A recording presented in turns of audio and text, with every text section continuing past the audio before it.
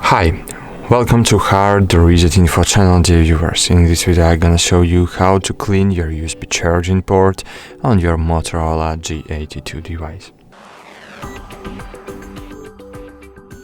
So, firstly, I have to tell you that if you don't want to damage your USB charging port, never use metal objects to clean your USB connector.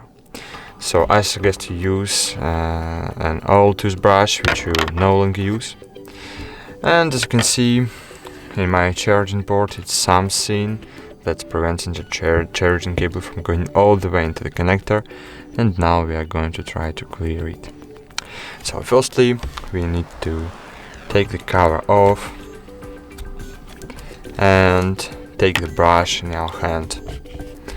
Then just insert one part of the brush into the connector and try to pry the dirt out.